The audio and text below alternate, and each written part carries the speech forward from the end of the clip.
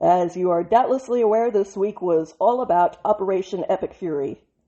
While the Washington Post lovingly memorialized Khamenei for his easy smile and noted with gushing admiration that he was fond of Persian poetry and classic Western novels, they failed to paint him with any shade of the truth for being the monster that he actually was, the remorseless butcher of over 40,000 of his own people, the primary funder of genocidal intimidation in the form of the human atrocities that have been perpetrated by Hezbollah, the Houthis, and Hamas, who alone slaughtered and raped over 1,000 people just on October 7th alone, including nearly 50 Americans. But while the elitists at the Washington Post made jackasses out of themselves, the famous Iranian dissident and women's rights advocate Masai Alinejad tore into Zoran Mandami for likewise calling the killing of the oppressive butcher of her people, and many others, a catastrophic escalation in an illegal war of aggression. Yes, there was no aggression before this point. What city are you mayor of again? He characterized Khamenei's death this way while also being out of touch enough to reach out to grieving Iranian Americans who were actually celebrating this good news, and rightly so. Whereas Mandami doesn't know what on earth he's talking about from inside of his trust fund bubble high up above the real world, Miss Alinejad has actually lived this reality and been targeted 3 separate times for assassination by the very regime that he publicly mourned on her behalf. She responded to Mandami's attempt to ignorantly speak for others by saying, "Oh my God, I can't believe it. I cannot believe it. I live in New York, Mr. Mandami. You are more than welcome to come to one of my safe houses. You're more than welcome to come and see my would-be assassin in the federal court. You didn't even dare to come and face them. Where were you when they sent killers here in New York City? You were crying for your aunt because she stopped using the subway for simply an illusion statement you made, saying that she didn't feel safe because of wearing hijab. Really? I stopped using subway because of the would-be assassins being sent to beautiful New York City by the Islamic Republic. I know maybe you and many other people, they hate President Trump, but believe me, this is not the right time to shift your hatred and your anger from President Trump to the people of Iran, innocent people. We are better allies to you, America, compared to these backward mullahs. Miss Alinejad also expressed her gratitude for the strike that put an end to Khamenei's butchering of her once free people, saying, "I love you, I love America, I love everything about this country. I grew up in a country where I was brainwashed to say, 'Death to America.'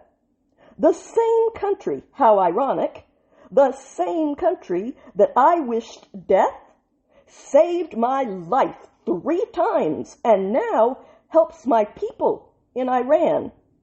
They are celebrating. They are celebrating out of joy. This morning I woke up. I'm like, for the first time, I woke up always, every morning. We wake up when we hear Allahu Akbar. One person gets killed, executed in Iran. But this morning was the morning of millions of Iranians seeing justice. Ali Khamenei is dead, is gone. This is called justice. And this is what should have been done years ago by the United States of America. Thank you, President Trump, for actually taking decisive action. This is how a true leadership looks like. In fact, decisive action looks like this. Around 50 officials of the regime, including many key leaders in Iran, are dead. The base for Iran's Revolutionary Guard was leveled. Their navy was sunk. And as the oppressive religious regime finally dies, it did also manage to kill several Israeli civilians and several American service members too.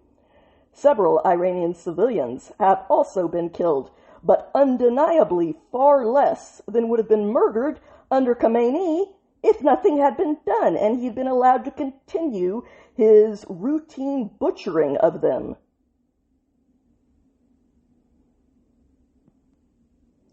And of our servicemen and women in periodic terrorist attacks.